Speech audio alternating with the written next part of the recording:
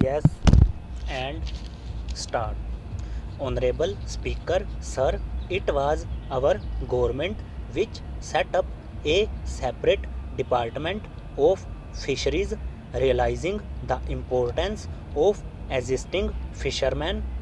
This has resulted in doubling of both inland and aquaculture production. Seafood export since 2013-14 has also doubled. Implementation of Pradhan Mantri Matsya Sampada Yojana will be stepped up to 1. Enhance aquaculture productivity from existing 3 to 5 tons per hectare. 2. Double exports to rupees 1 lakh crore. And 3. Generate 55 lakh employment in near future. 83 lakh SHGs with 9 crore women are transforming rural socio-economic landscape with empowerment and self-reliance. Their success has assisted nearly 1 crore women to become Lakhpati Didi already. They are an inspiration to others. Their achievements will be recognized through honoring them. Buoyed by the success, it has been decided to enhance the target for Lakhpati Didi from 2 crore to 3 crore. New age technologies and data are changing the lives of people and businesses. They are also enabling new economic opportunities and facilitating provision of high quality service at affordable prices for all, including those at bottom of the pyramid. Opportunities for India at the global level are expanding. India is showing solutions through innovation and entrepreneurship of its people. Prime Minister Shastri gave the slogan of Jai Jawan, Jai Kisan. Prime Minister Vajpayee made that Jai Jawan, Jai Kisan, Jai Vigyan. Prime Minister Modi has furthered that to Jai Jawan, Jai Kisan, Jai Vigyan and Jai Anusandhan, as innovation is the foundation of development. For our tech savvy youth, this will be a golden era. A corpus of rupees 1 lakh crore will be established with 50-year interest free loan. The corpus will provide long-term financing or refinancing with long tenors and low or nil interest rates. This will encourage the private sector to scale up research and innovation significantly in sunrise domains. We need to have programs that combine the powers of our youth and technology. A new scheme will be launched for strengthening deep tech technologies for defense purposes and expediting Atmanirbharta, building on the massive tripling of the capital expenditure outlay in the past 4 years, resulting in huge multiplier impact on economic growth and employment creation. The outlay for the next year is being increased by 11.1% to 11 lakh 11,111 crore rupees for the country. 3 major economic railway corridor programs will be implemented. These are 1.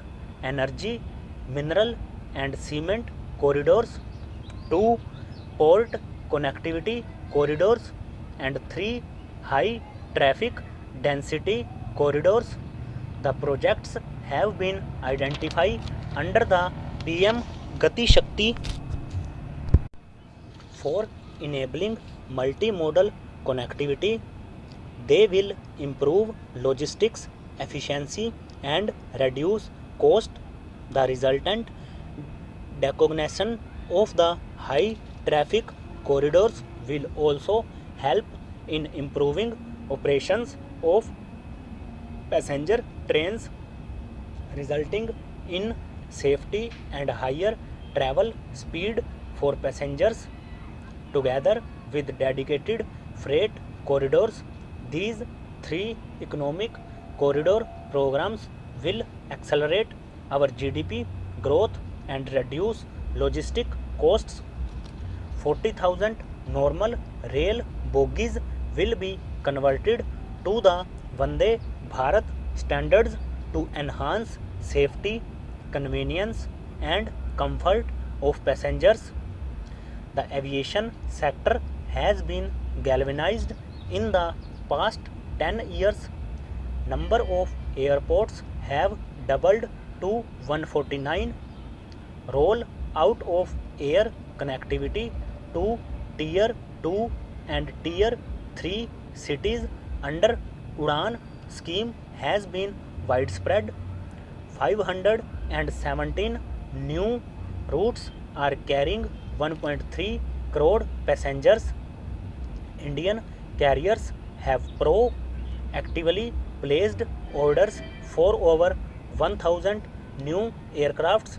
Expansion of existing airports and development of new airports will continue expeditiously. We have a fast expanding middle class and rapid urbanization is taking place.